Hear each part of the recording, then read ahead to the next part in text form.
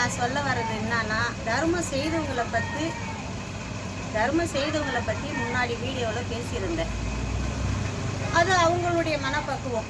அதை திருத்திக்கினா நல்லா இருக்குன்றதுனால தான் அந்த வார்த்தை நான் சொன்னேன். இப்போ வாங்க வரவங்களும் உண்டு. வாங்க வரவங்க பணக்காரங்க இருக்கிறாங்க, ஏழைகள் இருக்கிறாங்க. அந்த பணக்காரங்க ஏழைகள் லைனில் ஒன்றா நிற்கிறதுக்கு ரொம்ப அச்சப்படுறாங்க. அப்போ அவங்க ஓரங்கட்டி போய் நிற்கிறதுனால தானே அந்த தர்மவான் அவங்கள தேடி எடுத்துன்னு போயிட்டு நிறையா கொடுக்குறாங்க.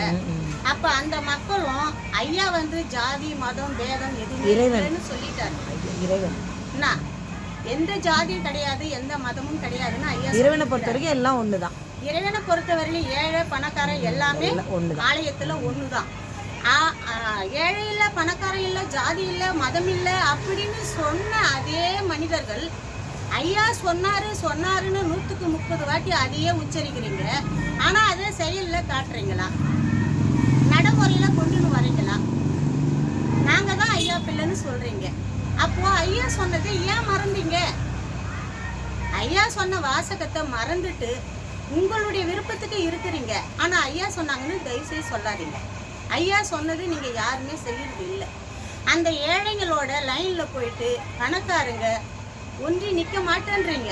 அப்போ நீங்கள் தனிமையில் போய் நிற்கிறதுனால தான் இந்த தர்மம் செய்ய வர தர்மமாக அந்த ஆளை தேடி போய் அள்ளி கொடுக்குறாரு.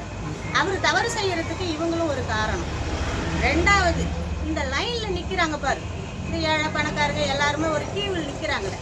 அந்த கியூவில் நிற்கிற மனிதர்கள் ஒரு வாட்டி கொடுத்தாங்கன்னா அதை வாங்கிக்கின்னு போயிடணும். அடுத்து வாங்க ஆசைப்படுறீங்க.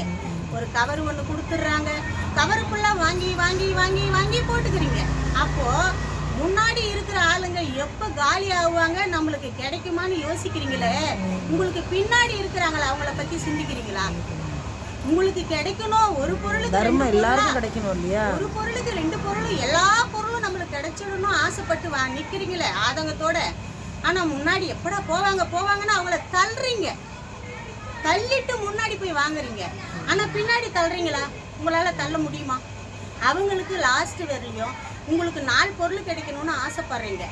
இதில் ஏழைகளை விட பணக்காரங்க தான் அதிகமாக ஆசைப்படுறாங்க. பணக்காரங்க தான் நிறைய கிடைக்கணும்னு ஆசைப்படுறாங்க. சரியா? ஒரு பொருளுக்கு 4 பொருள் வாங்குறீங்க. ஆனால் ஏழைகள் அவங்க முந்தி போய் வாங்குறதுக்கு பயந்துக்குன்னு ஒதுங்கி தான் நிற்கிறாங்க. ஆனால் இந்த வசதியானவங்க அவங்களுடைய கவரை காட்டி, அவங்களுடைய வசதியை காட்டி, முகத்தை காட்டி வாங்கி பையில் போடுறீங்க. அது தப்பு. உங்களுக்கு மட்டும் கிடைச்சா போதும்னு நினைக்காதீங்க. உங்களுக்கு பின்னாடி இருக்கிறவங்களும் வாங்கணும், எல்லாரும் மனசும் சந்தோஷப்படணும்னு நினச்சி வழி நடுங்க. ஐயா உண்டு. இது நடந்தாலே இதுதான் தர்மம், இதுதான் தர்மத்தின் சிறப்பு. ஐயா இதை தான் சொன்னார். எல்லாரும் சமன்னு சொன்னது காசு பணத்துக்காக சொல்லலை.